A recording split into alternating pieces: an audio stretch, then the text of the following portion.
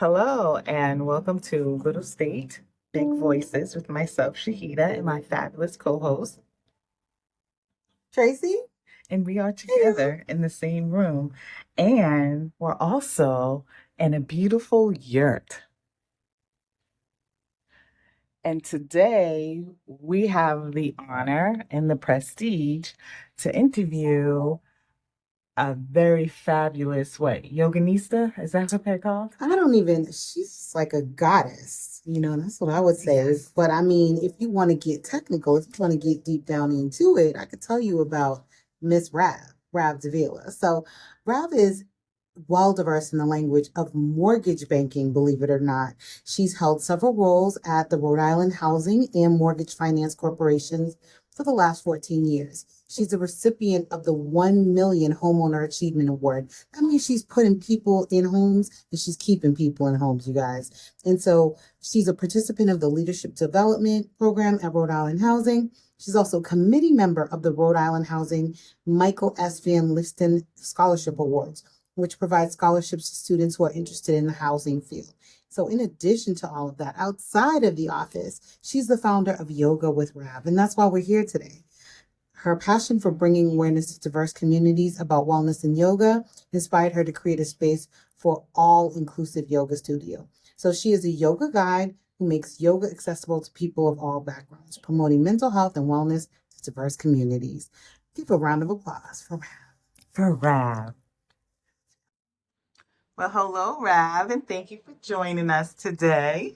Well, thank you for having me. I'm very much happy to be here sharing my space with you guys. And it's a beautiful space. It's a yurt. So can you explain to our listeners what a yurt is? Yeah, sure. So a yurt is a circular dome that is fixed upon a central point.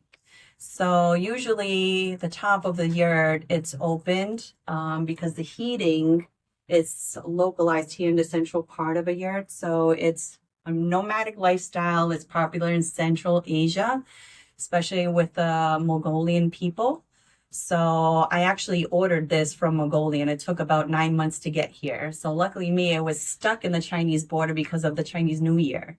So it did take some time to get here. We built a foundation on it, and I mean, it symbolizes a lot of what my business is about, my yoga business. So I would say it's communal, it's cultured, and it's super authentic, right? So It's a, gorgeous. it's a beautiful, safe space, and it's also I like to incorporate not only yoga in itself, but a whole experience. So I thought this would be a wonderful idea to bring to our community, right? And this is in Rhode Island. This is in East Providence. It is. And it's so unique. And the type of yoga that you practice is yin yoga. Correct. So again, I'm sorry, I'm going to ask you to explain a lot of stuff because we're learning just as, a lot of Right, our and I love listeners these are questions. learning. Okay, So great. yin yoga, it's a passive yoga practice where it incorporates more of a meditational flow. So I know living here in the States, we're always about the hustle, right? We're always checking things off our checklist, where to go next, who is planning, where we're going. So this modality and this style type of yoga is able to get you out of that fight and flight mode that we're constantly on into a more of a rest and restore. So the moves, they're basic moves. There's only about 8 to 10 moves in all of yin yoga. And what is key is that we're able to hold these poses for about 3 to 5 minutes. So that allows you to focus on your breath and cultivate breath. So it will help you settle your mind. So I've taken one of Rav's classes at Rhode Island Housing. Right. I was going to say Rhode Island Hospital. I'm like, Jesus. Anyway, at Rhode Island Housing. And I have been on my own personal quest. And I ask Rav questions all the time just about just finding peace within myself and Right. mental clarity and using yin yoga and other practices to do that. So besides the movements and stuff, what else do you incorporate into yin yoga to get that clarity, to make you stop and settle and, kind of, be like, I don't want to say one within the universe. That sounds so Right. corny, but I guess that's what we're all kind of like. In search of, right? Yes. Trying to get that sense of peace within. So I think for me, this is just personal journey of mine. Yoga to me incorporates kind of 4 concepts. So my concepts are cultivating breath, like I mentioned earlier.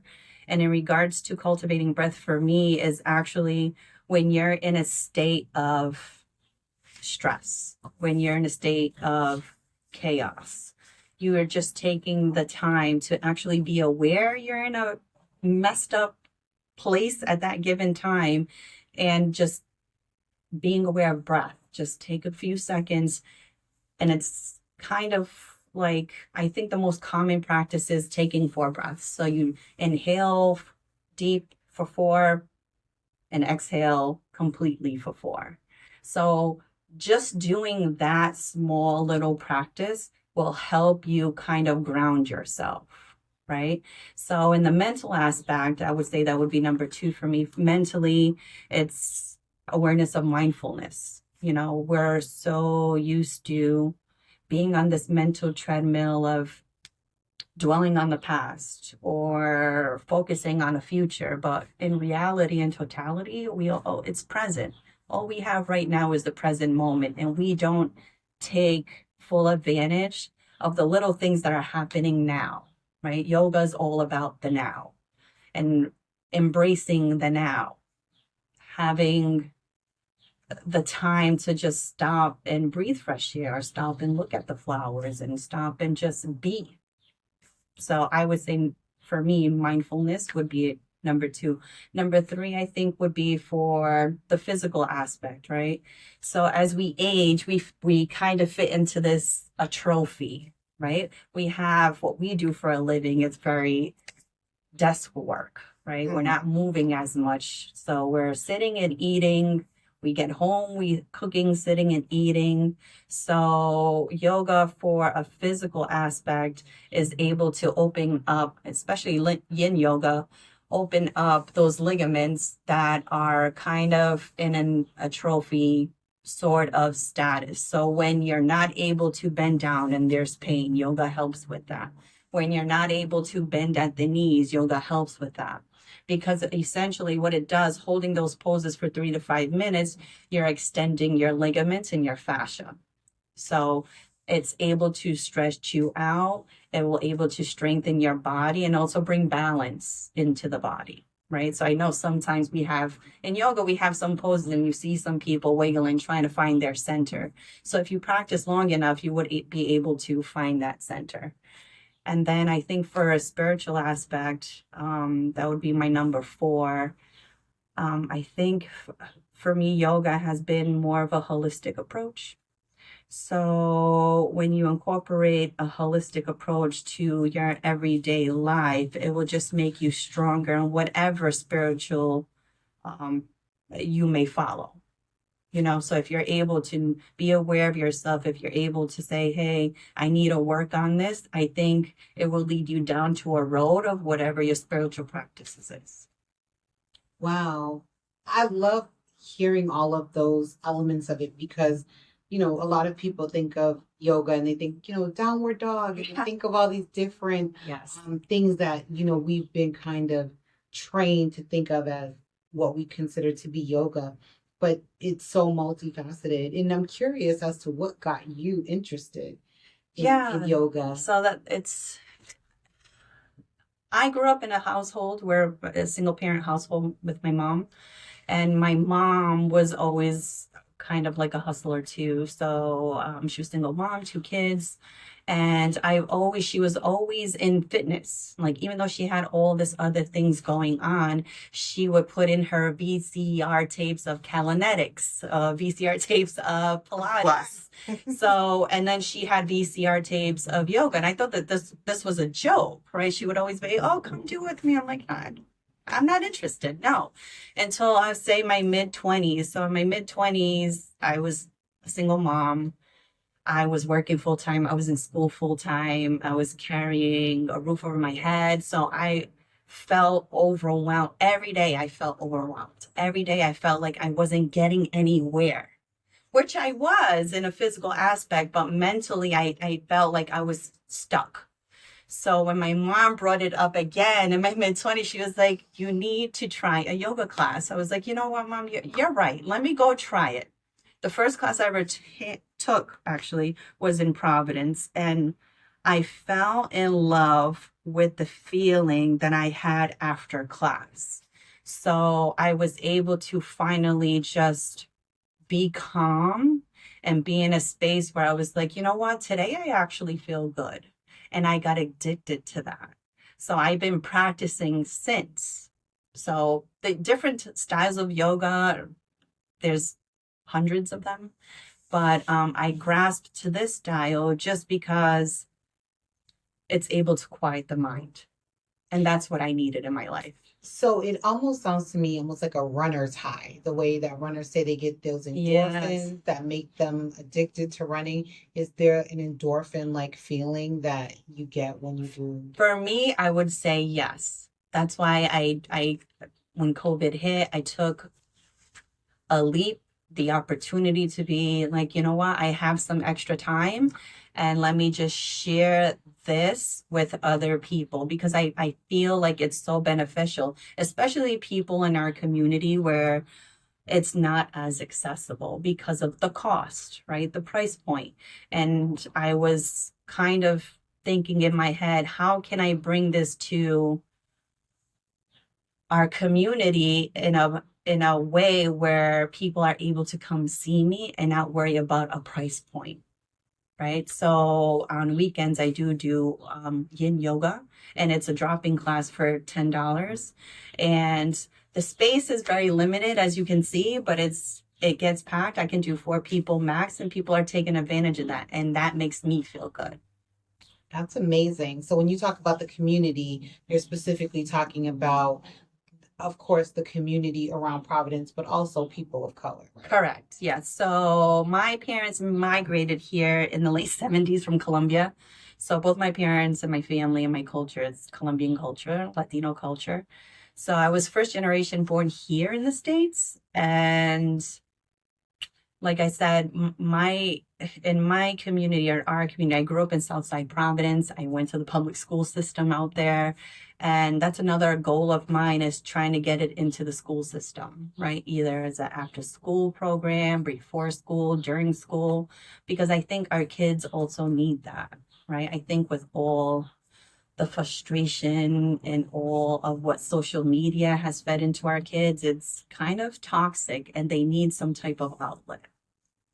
And one of the things that you and I have discussed about myself personally is finding a way for me to quiet the noise, because I feel like I'm bombarded with a lot of thoughts, a lot of ideas, and I'm looking for something to kind of be still. And when you talk about, introducing it to our children, I feel like they are at a point where they definitely need that, because they're bombarded with social media, the pressures of growing up in a social media environment. Right. And it's something that you can't escape. And for myself, I know that I wake up scrolling. I go to bed scrolling, and even though I might read or something, I still am looking for a level of peace. And so one of the things that we talked about was like setting up your space. Can you kind of like, go more into that? Because I haven't set up a total space, but I did tell you one time, I did sit down a couple of weeks ago, Tracy. I sat down and I started meditating and doing a couple of the moves, and I literally broke down in tears, because it was something. I know that there's a whole lot going on, but to sit with myself, I was surprised at the emotion that came from that. Right. And I remember when you were telling me that story, and I'm like, you know what, Shahidah, you're doing it right. Like, keep going. Because... And I stopped. Oh, It's stop. I know I'm No. going back, Yeah. but it was It was intense. It was very It's scary. Did it intense. scare you? It's probably like overwhelming. You're like, It was whoa, very much is it going to so. be like this all the time? No, it's not. And how badly was I feeling, you know? And I feel like I say to you all the time, I feel good. I think I'm good. I think I'm dealing with stress, but that it was such an emotional experience. Release. I was Right. thinking release. That's exactly the That's word. what it is. Things that, and I think what you're describing sounds like what we do societally is we run away from ourselves. So that scrolling, that constant, like instead of every morning when I wake up and open my eyes, I say, I'm going to take a few minutes just to clear my mind and be with myself. And I never do it. Wow. Because maybe I'm afraid of what will happen if I actually sit with my own thoughts and actually try to reflect. I do pray. That's like my moment when I do have, you know, and that ties to the spirituality. Yes. But I'm just thinking, how intense would it be if you connect the two dots? Yes. The spirituality and the physical, like release and being present. Like right. And I think that's a huge part of self-care. You know, so doing something like meditating, doing something like praying, doing something like just taking 15 minutes before you start the day and saying, okay, where am I at today? What does my body need today? It goes a long way, believe it or not. It's not going to be always a release of tears, or some people experience shaking, or some people have vibrations in their body, but it's something the body needs. Right? You need some kind of outlet, because we're all made up energy. We're all made up of light. We're all made up of water, right? So it's like throwing a pebble into a lake. You see those little ripples? They go somewhere, right? But you have to kind of see it as, okay, I need to throw a pebble to myself to kind of release what I need to release so I can move forward with not holding that in, because that it needs to be released. So what are your, and we talked about it, but I want you to explain it a little further. What are some of the things that a person can do or should set up for themselves to practice, to get them to that point? And it's not much. I mean, you can carve out a small little space at home, right? And that would be your sanctuary, your little corner where if you want to journal, you journal. If you want to read a passage, you read a passage. If you want to burn a candle, if you want to burn some incense, it's just your little space where you're able to just do your thing, right? So to get it started, all you need is probably just sitting down like how we're sitting now and just taking a few breaths, holding it for 4. And then maybe if you need to kind of ask yourself, what do I need from me today? Just that one simple question and see where it leads to from there. Let that go. Answer your question, let that go, and just kind of continue with your meditation. Now, there's so many styles of meditation, so many variations of meditation, but the simple basics is just starting with that breath. Counting your breath. Because as soon as you're able to count your breath and start your breathing, that's one form of meditation and helping you to quiet your mind, because that's the whole point. So when you say count your breath, that's just basically sitting any way you want. Yes. And then just breathing and full breath. Full inhale, like you do 1, 2, 3, 4. Exhale. 1, 2, 3, 4. Just doing that, right? Just focus on a few rounds of that, asking yourself a simple question, answering it, let it go, and going back to the counts of breath. It sounds so simple. And let me tell you a little bit of something. I work with Rav too. So lucky. And I appreciate working, because I do. I go to her and ask her a lot of questions. But she does carry this air of, and it's, I don't want to make it sound like it's above everything. Yeah, it's not above, but she doesn't carry negativity. Mm. Like she... That's a high standard. But I never get negative vibes from you. Now, do I get some South Providence gangster vibes Yeah, sometimes? absolutely. I do. And that's why that's why I love my girl, because she can go, she's yoga, but she's South Providence But too. when I think about the duality of your two professions, Yes. yoga instructor, yoga goddess, as I feel like it should be deemed, and then working in the mortgage space, which is so technical, so Exactly. concrete. It's numbers, it's stats, and things like that. It's very left brain and right brain, Yes. and a lot of people don't realize that they can do Both. both. Yes. Both. Yes. And it brings balance, you know? I think so. Yeah, I think we tend to forget that we're not just only titles, right? What we do as a profession is just a title that we carry, but it doesn't mean that we have to associate ourselves to a title just because that's how we get paid, right? So I think it's an excellent thing for people to just take a journey within. Like, you will find so many things about yourself, like you would never even have a thought, like, wow, I never thought this about myself. I never kind of had a connection with this idea, or I have these new ideas. And I think that's so important, to get to know who you really are, right? Because what we do for work is not who we are. And I think people here, especially in the States, are just corrupted in that sense. Yeah. Yeah, and I think just dealing with outside external things, it's a lot, and I think more people than not are looking for not so much an escape, but a way to deal with so much news, so much negativity. You see, I was just reading the other day about just how road rage has just increased, and people are actually getting killed because they're not taking a minute or to either breathe, or just to realize that moment of anger is not worth you taking somebody's life and going to jail. And how things like the yin yoga, or just yoga, any denomination of it, or even, well, I'm not going to say church, because church has been so corrupted. So this is why we're having these issues. There's religion, and then there's God. Yeah, I there rock you with go. God. There you go.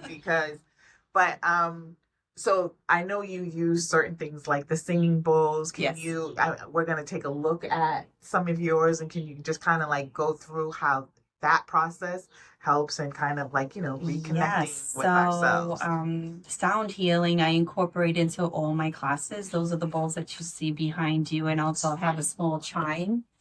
So the importance of sound healing is it's a binaural experience. So like I said earlier, more than about 75% of our bodies are made of water. So when you incorporate something like sound into a modality of yoga, it just heightens the relaxation level to another dimension. So what happens is, some people have different experiences. Some people will fall asleep. Some people will have energy just coming out of their fingertips. So you'll see somebody like opening and closing their hands because they're trying to release that energy. So what singing bowls do, or sound healing itself, is just taking you a step deeper into yourself within, right? I believe yoga is not a workout, it's a work in. So what singing bowls do is help you get into that working in space, like just soothing it down, bringing it down another notch. There's definitely something to that. I was talking to a woman who has fibroids. And she was saying part of her fibroid therapy is sound. She listens to certain healing frequencies exactly as part of her her treatment.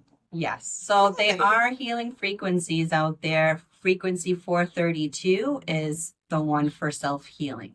So there are different numbers. There's tons of different frequencies that you can actually listen into. Instead of looking at the news or instead of scrolling, you turn on a frequency of 432 or 832 or 835, and they're frequencies that will help you focus or help you concentrate or help you heal in that sense. Yes. And even so, music, just on that topic, a lot of people don't realize if they listen to the same kind of music all the time, it starts to incorporate into your mentality.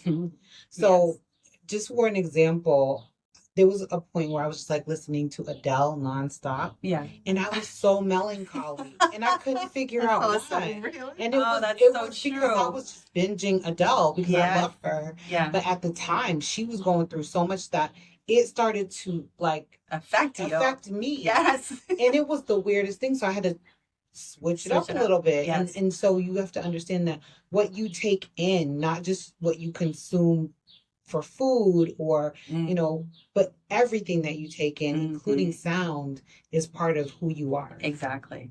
Yes, I couldn't agree more. Yeah. Yes. Definitely with diet too. I totally agree with that. Yeah. Oh, is there? I know we talk about diets too. Yeah, I think that's a whole other podcast session. I know. Yeah, you know what? Let's not talk about my eating or my weight right now. Oh, no. But we do talk about that. But as far as the, I do definitely want you to give us a demonstration on the bowls. Yes. Yeah. But because I think you did that in one of the classes that I went to. And I feel like, especially in our community, because I'm very interested that your mom started this, decades ago. Yeah, my mom instilled it into both me and my brother, decades ago. And coming from Colombia. Yes. So, and I know with me, a lot of times I say, I don't like yoga because it's too slow. That's what I used to say. But now I understand why I need the slowness. Right. But how do you fight those narratives? Because I feel like once you get, especially for women of color, because we are constantly moving, constantly fighting, constantly trying to make changes. Too. We got to be strong. Exactly. Right. And so when we need to be able to step back and release some of that. How do you help to move that narrative that yoga is for us as well? Especially people who think it is either for Asian population or for upper class, right, Caucasian women. Right. I think that's a huge undertaking, right? So I'm only me, right? So what I've been doing, it's kind of having conversations with people, right? Hey, I'm doing this. Are you interested? And I get that feedback. Oh, that's only for this or that's only for that. I'm like, no, but you have to come and try it, right? Just try it. I do hold a lot of sessions that are like pop-up sessions. Like I'll post on my website, hey, this is a free pop-up session, Roger Williams Park, or it can be here at Memorial Park. Just give it a try. Right. So I think for us, it's just having the conversation. I think we as women, unfortunately, don't trust each other to have these types of conversations. Right. Because we're too busy judging each other, or we're too busy kind of keeping up with the Joneses, or we're too busy just, I have this and you don't have that. This is what I look like. I don't look like this. We're just so consumed of the outside factors, and we don't have true conversation. Like, okay, I feel this way.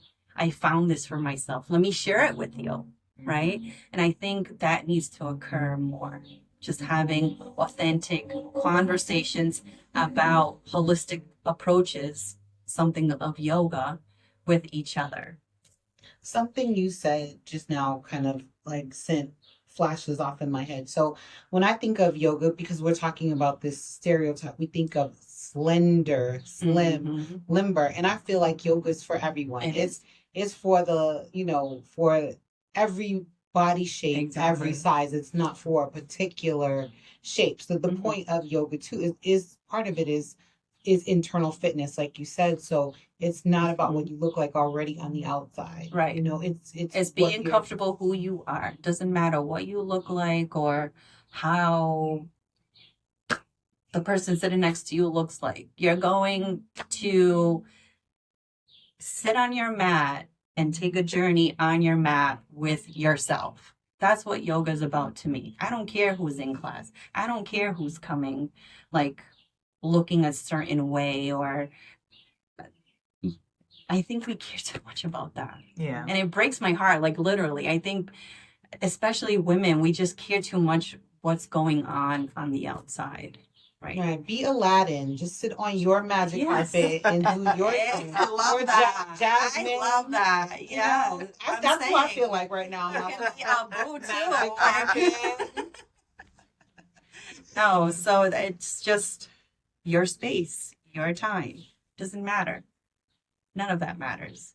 But I think that to bring it out into the masses, into our communities, it's a challenge. It's hard. Time. Yeah, Well, it's you a making challenge. it accessible is definitely a step in the right direction. And, you know, believe it or not, I'm seeing yoga studios popping up even in like my section of town. Yeah. So I think that's awesome. beautiful. Like actually a check cashing place in my neighborhood closed down and is now a yoga studio. Yeah, I love that. Oh, I think I know exactly where you're So for talking about. me, I'm like, okay, I could look at this as gentrification, but no, I'd rather look at it as this is an opportunity for people in the community to have wellness accessible on walking distance to them. Yes, and I think that's so important, right? Just But don't go there. Come to Red.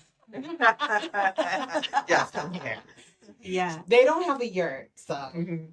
Right, and I think it's a challenge too, because when you do open up a studio, you do need forms of income to run the establishment, right? Mhm. So I think for me, I was kind of, like I said, out of the box. How can I bring it in a way that is going to be beneficial to everyone, but also cost effective? Mhm. And I told you my granddaughter who is autistic, she does yoga with my That's daughter-in-law Yeah. every morning. We tried to get her to do yoga at one of your events, but there was too much going on. It She wanted was. to run the Yeah. track.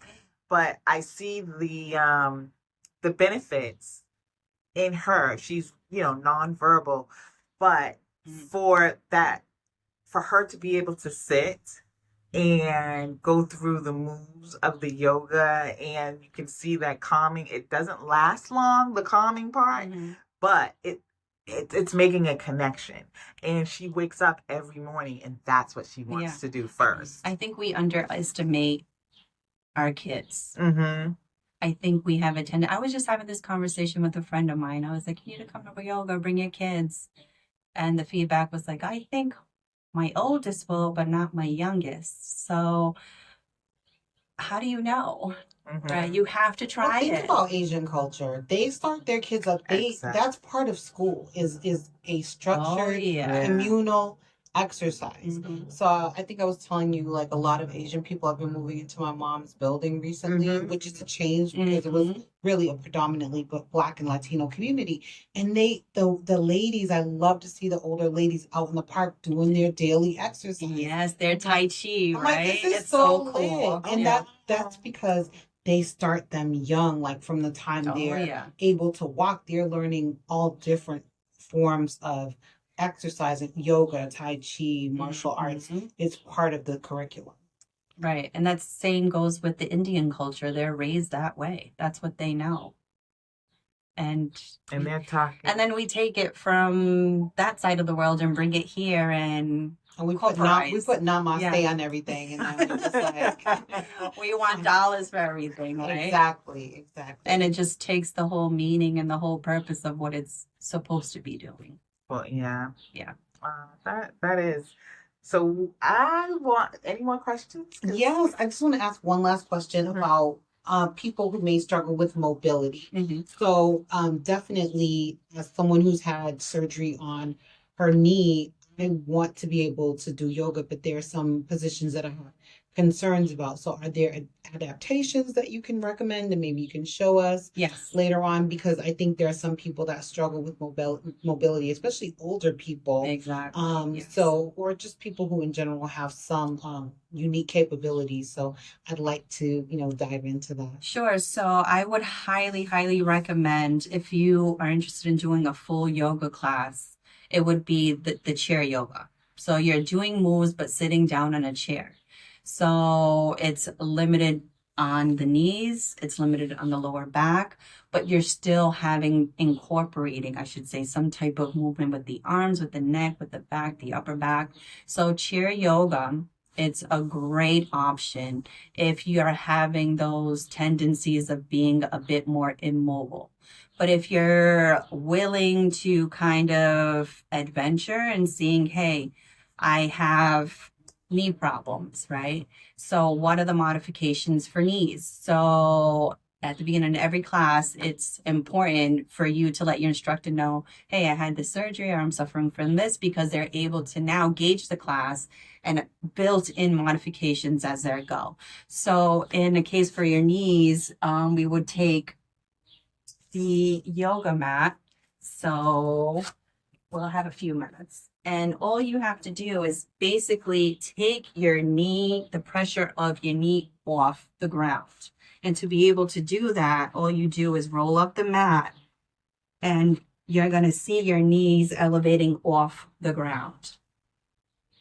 I love this it. simple step right here, and you're able to control your weight on your thighs. You're able to control the weight on your shins and on your toes. So now you're equally balanced without being on the knees. Incredible. Yeah. So that's just one. And it doesn't cost you anything extra. No. It's just knowing what to do in a case where you're not going to get hurt, because yoga or fitness in general, it's not about getting hurt. It's kind of defeating the purpose of doing an activity for your body. So one of the things that I found fascinating when I took your class was the stretching.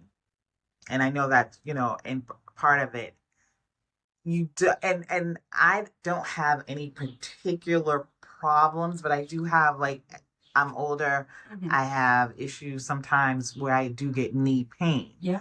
And I felt like when I do the stretches and hip exercises, which is basically just like leg lifts, that helps it, because they said I had a weak hip. So what are some of the stretches that you can, like, maybe show us that really quick, so that our viewers can have some idea of, like, I could try this, A, B, and C. Right. Just to start off. Okay, so you're saying lower back and your legs? Or no, my knee. My knee. Just your knees. Mm-hmm. So if you're looking to stretch knees, or you have issues with the knees, you would always want to start with lifting the knee. Right? Mm-hmm. Get off the knee, because you don't want to do further damage to yourself on the knee. And I can show you just a couple of quick poses. Taking your body weight off the knee, and an excellent stretch is cat and cow, right? Oh, I remember that one. Yeah, cat and cow. Did not like it. Yeah. That would extend your spine. It extends your lower back. So cat and cow, I wish I had another mat, but this way. So your knees are off the mat. Your palms are facing down in front of you. You always want to align your wrist with your elbows and your elbows with your shoulders. And your toes are digging behind you, right? So here at tabletop, you want to take a couple of breaths in. Exhale. Finding your center. Belly button is pulled back to the spine. Breathe in. Exhale. And next inhale, you're slowly going to tip your pelvis in. Your back is arched into a cat position. Chin goes into chest. Gently and slowly with intention. Taking a breath here. Exhale. Relaxing the shoulders. And on the next inhale, to cow by dropping the belly down to the ground. Gently arching your back. Your tailbone is up to the sky. Your head is forward. Your gaze is going to be forward into cow. And you're making like an imaginary line from the crown of your head to the tailbone behind you and your spine. So you're making that U shape in the body. Breathe in. Exhale.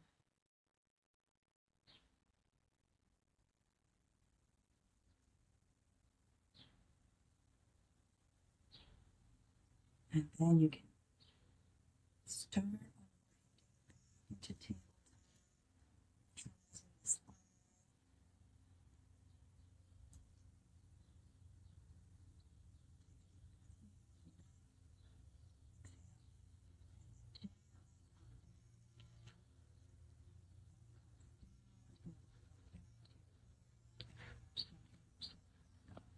So that pose in itself, And it does feel good. stretches your whole upper body. And I cracked about 2 times doing that because I haven't practiced anything today at all. So just that minimal pose, you're able to do a great stretch in the body. And also it helps center yourself. And I could feel it. It feels good. Right. It feels good. It does. It does. It's my favorite. I think out of all the yoga poses I've ever done in life. So could I use something like this instead of I know rolling because I my use Yes. Okay. There are yoga bolsters that also have more give to it. So they're thicker. They look like a larger version of sandbags, but it's oval shaped. And that would actually lift you completely up. So that's a good form. Okay. But yeah, you could actually use meditation pillows. You can stack them. You can use, I wouldn't recommend yoga blocks for getting your knees off, but anything that you're able to get the knees off the ground and have them hover would be perfect for a modification for the knees.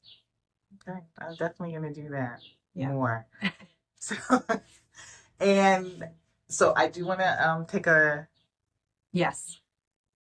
do these bowls. Right. They're singing bowls. So they're crystal singing bowls. Yes. Okay. And then I have the koshi chimes, which Okay. is a water chime. Yes. Okay. And so you'll explain that as you're going through Yes. that really So quick. speaking earlier about frequencies, these crystal balls do have, they're tuned, I should say, with a certain frequency for healing, right? So there's essentially 7 bowls. They have here 5.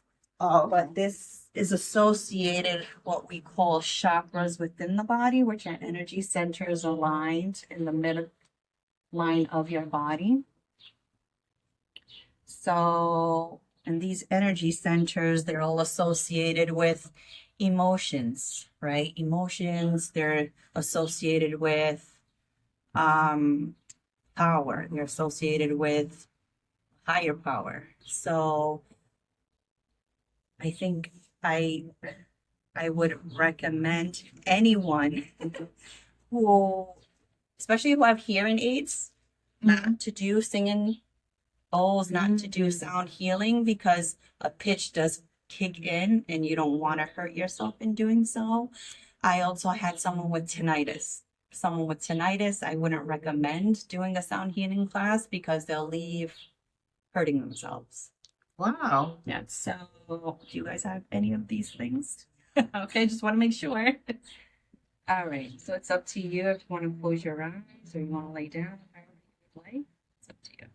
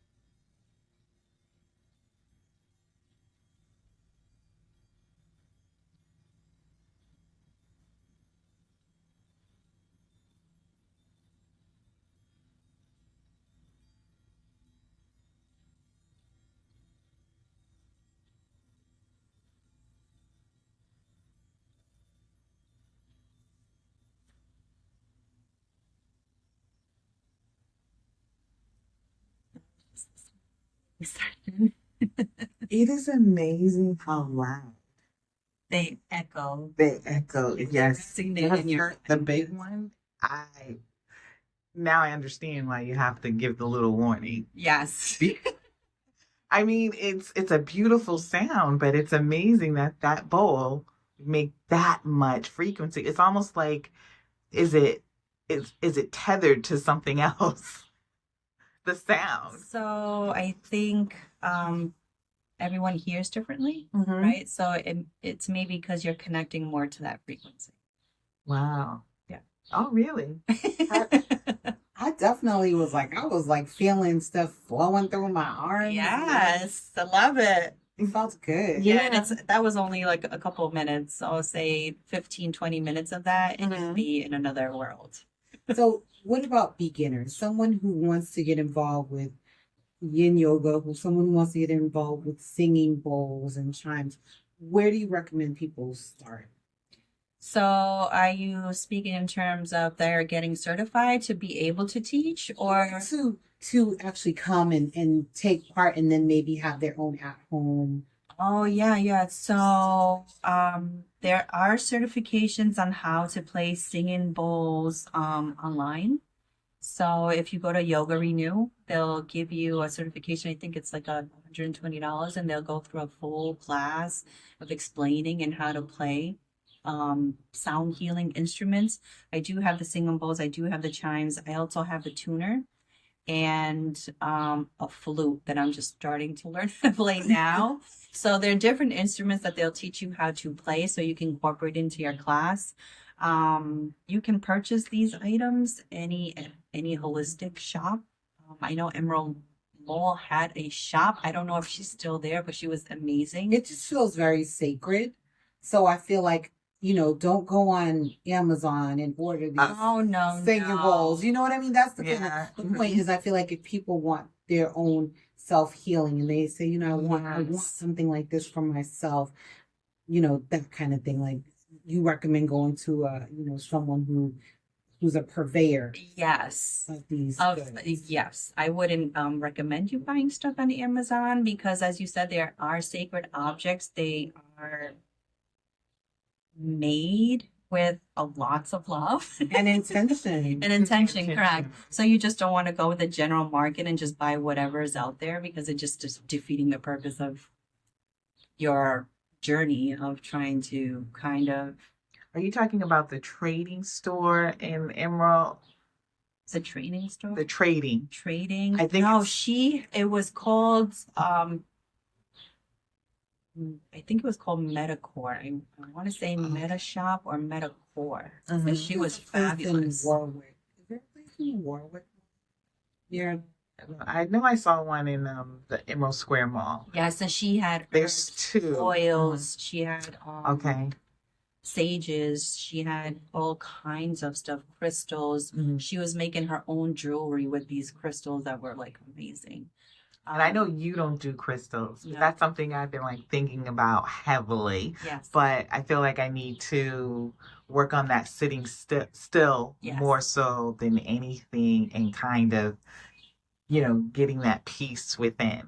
So I feel like if anybody is wanting to start, they need to just come see you first. I agree. Sit in on one of these classes. And can you tell us about your classes and the times and the days that you have them? Yes. So my classes are every weekend, 10 o'clock in the morning. They're 45-minute class. So I do Saturday, Sunday at 10 o'clock. Those are the $10 class where you just pop in, register, come.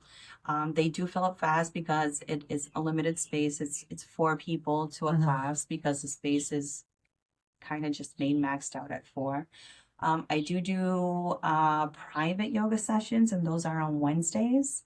And this month, I'm actually doing sound healing and chakras. So I'm doing a small lesson on sound healing and chakras, and then we're doing a whole sound bath after that class. Okay, you can't throw out chakras and not explain what that is. Chakras is another whole podcast. I know. But they are 7 energy centers aligned with the midline of your body that are associated with different powers. And they're colors, right? They are color coordinated. Yes. So that class is fully explaining what the chakras are, where to find them, how to meditate with them.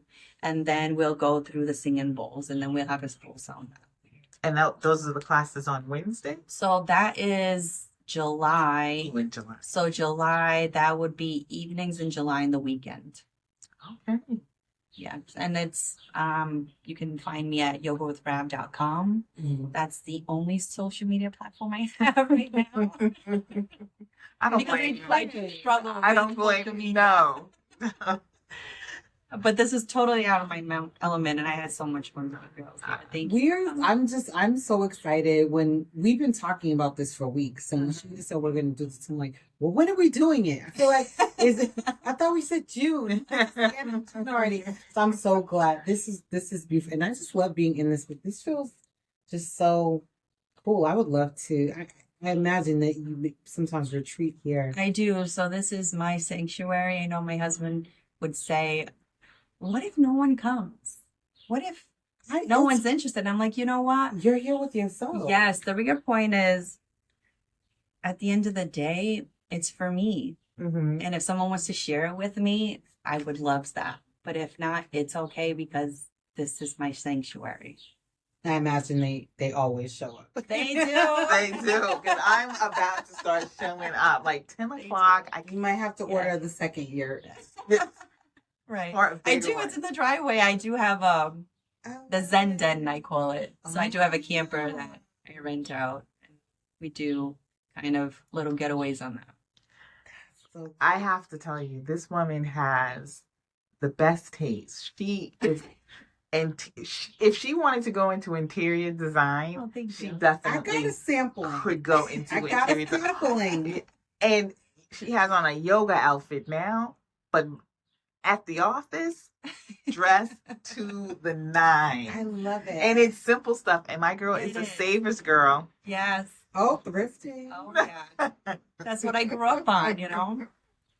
Secondhand. We love that. I We love love it. that. I love it. Finding Because vintage I finds. love That a is my savers jam. deal. I love a Yeah. multi-hyphenate. Someone who defies those strict parameters. Like you said, you're not just the mortgage person. Right. You are also, you are also all of this, and I'm sure other layers we haven't even gotten to. We're The Renaissance goddess. people. The goddess. Yes, I love it. So again, thank you for having us in your yurt, explaining to us, this type of yoga and, bringing it to the people who actually need it and keeping it here Right. in North Providence. We always talk about like how Keeping it hood. the communities, Exactly. how the That's communities have so much to offer. Right. And here it is right here at a yurt In a year. in North Providence. East Providence. East Providence. Oh, I'm thinking EP, about my own baby. neighborhood. EP. EP. I know. Let me stop. In East Providence. And what was I going to say? In East Providence by a South Providence yoga instructor. Yes. Little gangster, little yoga. That's it. Thank you.